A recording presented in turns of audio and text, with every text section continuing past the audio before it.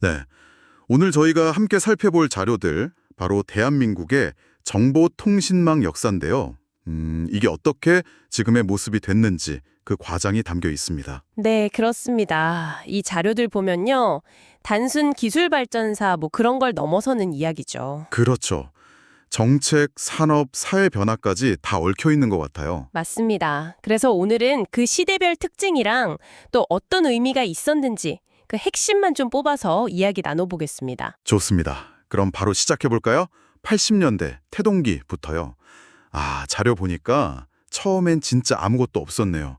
해외 기술 의존도도 높았고. 네, 맞아요. 비용도 어마어마했죠. 그 전자교환기 한 회선에 600달러, 연간 예산이 5천억 원 규모였다니. 와, 5천억. 그 당시 돈으로 생각하면 진짜 상상 초월인데요. 그렇죠. 정말 큰 돈이었는데, 근데 이제 중요한 건 그때 이미 단순히 기술을 사오는 걸 넘어서려고 했다는 점이에요. 그냥 사다 쓰는 게 아니라. 네. ETRI, 그러니까 한국전자통신연구원이나 KISTI, 정보통신정책연구원 같은 기관들을 그때 만들었거든요. 연구 개발이랑 정책 연구를 동시에 시작했군요. 그렇죠. 우리 손으로 뭔가 해보겠다는 의지, 또 정보화 사회에 대한 청사진을 그때부터 그리기 시작한 거죠. 특히 그 국가기관 전산망 사업, 행정전산망 같은 거요. 그 행정 전산망 사업은 목표가 뚜렷했군요. 뭐 국민 편의, 정보 공유, 산업 육성 이런 거요. 네, 맞습니다. 그런 명확한 목표를 가지고 추진됐죠. 그리고 절대 빼놓을 수 없는 거. CDMA. 자료에 보니까 퀄컴이랑 경쟁해서 세계 최초 상용화. 이게 그렇게 대단했던 건가요? 그럼요. CDMA는 진짜 결정적이었죠. 이게 그냥 기술 하나 먼저 개발했다 이런 차원이 아니에요. 그런 게 아니었어요? 네. 당시 퀄컴이 거의 기술 표준을 쥐고 있었는데 그걸 안 따르고 우리 독자 방식으로 성공했다는 거. 이게 기술 자립의 어떤 상징 같은 게 된 거죠. 와, 대단하네요. 약간 도박 같기도 한데 성공한 거군요. 그렇죠. 이게 IT 산업 전체에 자신감을 확 불어넣고 이동통신 시장이 폭발적으로 크는 계기가 됐거든요. 이야, 그 자신감이 그럼 90년대 중반, 초고속 인터넷 시대로 바로 이어졌겠네요.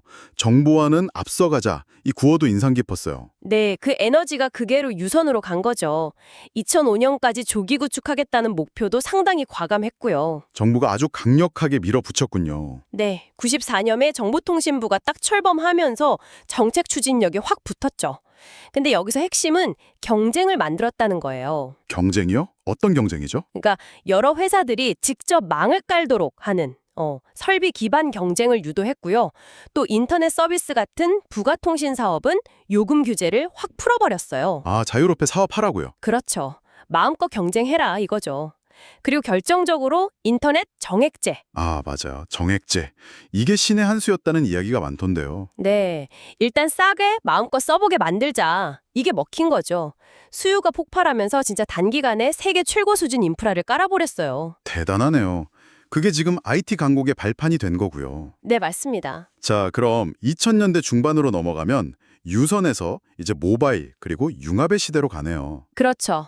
HSDPA 상용화되면서 모바일 인터넷이 열리고 뭐니 해도 스마트폰 등장이 결정적이었죠. 통신이랑 방송 경계도 막 허물어지고요. 네, 그때 이제 광대역 통합망 BCN이라는 개념도 나오고 기술적으로는 우리 자체 기술 와이브로 개발 시도도 있었고요. 와이브로. 근데 그건 좀 아쉽게 됐잖아요. 네, 맞아요. 시장 주류는 못됐죠. 근데 그 과정에서 얻은 기술이나 경험들이 나중에 4G LTE 기술 개발하고 표준화 경쟁할 때 엄청난 자산이 됐어요. 실패가 아니었네요. 그렇죠. 실패 속에서도 배울 게 있었던 거죠. 그리고 MVNU, 알뜰폰 논의가 시작된 것도 이 시기고요. 시장 구조를 좀 바꿔보려는 시도였죠. 그렇군요. 그리고 이제 현재 2010년대 후반부터는 지능화, 기가 인터넷은 이제 기본이고 5G 넘어서 6G, 적외도 위성까지 네트워크가 똑똑해진다. 이건 뭘 의미하는 건가요? 핵심은 소프트웨어 중심 기술이에요. SDN, NFV 같은 거요.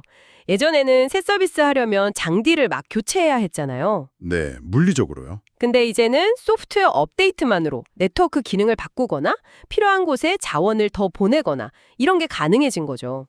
훨씬 빠르고 유연하게요. 효율성이 엄청 높아지겠네요. 그렇죠. 속도 경쟁을 넘어서 네트워크 관리 자체가 똑똑해지는 겁니다. 동시에 또 중요한 게 공공 와이파이 늘리고 농어촌에도 100메가급 인터넷 보편 제공하고 이런 식으로 정보 접근성 높이려는 노력도 계속하고 있고요. 와, 진짜 숨가쁘게 달려왔네요. 오늘 자료들을 쭉 보니까 이 대한민국 정보통신망이라는 게 그냥 저절로 만들어진 게 아니구나 싶어요. 네, 맞아요. 정말 큰 비전, 과감한 투자, 또 시기적절한 정책 결정, 그리고 치열한 경쟁, 이게 다 어우러진 결과죠. 우리가 지금 너무 당연하게 누리는 편리함 뒤에 이런 엄청난 역사가 있었군요. 네, 세계 최고 수준의 네트워크는 분명 강력한 자산이죠. 근데 이제 경쟁의 양상이 또 바뀌고 있어요. 어떻게 바뀌고 있나요? 단순히 얼마나 빠른 망을 까느냐, 이걸 넘어서요. 그 망 위에서 어떤 서비스를 만들고 데이터를 어떻게 활용할 거냐, 이게 더 중요해졌죠. 기술 발전 속도는 뭐 계속 빠를 거고요. 그렇다면 이런 질문을 던져볼 수 있겠네요. 과거에 우리가 성공했던 방식, 그러니까 정부가 강력하게 이끌고 선진 기술을 빨리 따라잡는 이른바 빠른 추격자 전략이요. 이게 앞으로 올 초연결 지능화 시대에도 계속 유효할까요? 그게 참 중요한 질문이죠. 아니면 뭔가 새로운 접근, 판을 바꾸는 그런 전략이 필요할까요? 이 부분은 앞으로 우리가 계속 고민해봐야 할 지점인 것 같습니다.